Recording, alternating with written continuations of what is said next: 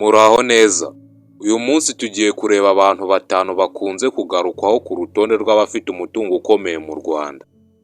Ndetse turebe n'igereranyo ry'amafaranga bavuga ko batunze.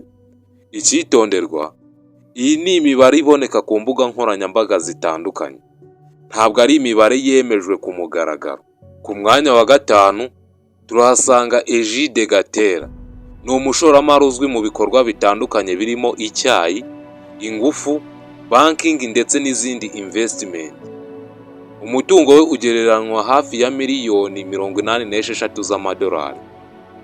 Ni amafaranga angana na hafi miliyari 124 z'amanyarwanda. Dukoresheje igipimo cya hafi, aho idolari rimwe riri kuvunjwa 1440 muri uno mwaka wa 2026. Ku mwanya wa kane turahasanga Hatari Sekoko, uzwi cyane mu bikorwa by'imitungo itimukanwa ndetse n'amahoteli, ndetse akaba yaragize uruhare mu mishinga minini i Kigali. Umutungo wiwe ugereranywa hafi ya miliyoni 96 z'amadolari y'Amerika. Tuyasize mu manyarwanda, aho angana n'akayabo ka miliyari 140 z'amanyarwanda.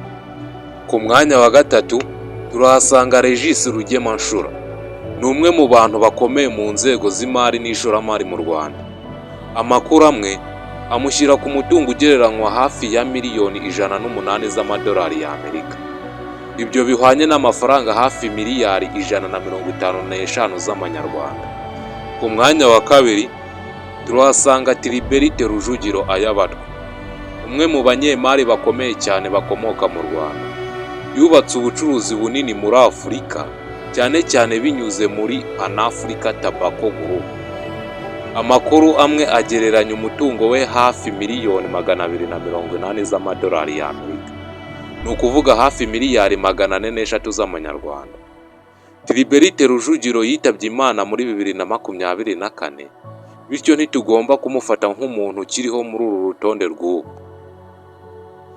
Ku mwanya wa mbere hari Paul Kagame, Perezida wa Repubulika y'u Rwanda. Imbuga zitandukanye zigereranya umutungo we hagati ya miliyoni 500 kugeza kuri 510 z'amadolari y'Amerika. Bingana hafi y'akayabo ka miliyari 720 kugeza kuri 734 z'amanyarwanda. Ariko iyi ni imibare igarukwaho n'ibitangazamakuru bigiye bitandukanye, ntabwo ari ba nyir'ubwite babyitangarije. Aba ni bamwe mu bantu bakunze kugarukwaho iyo bavuga ko bafite umutungo ukomeye mu Rwanda. Iyi niyo mpera y'ikiganiro cyacu, ariko ikibazo ni iki: ese koko aba batanu bafite amafaranga menshi kurusha abandi mu Rwanda? Andika muri comment, kandi ntibibagirwe gukanda subscribe, comment na share kugira ngo utazajya ucikwa n'ibindi biganiro nk'ibi ngibi.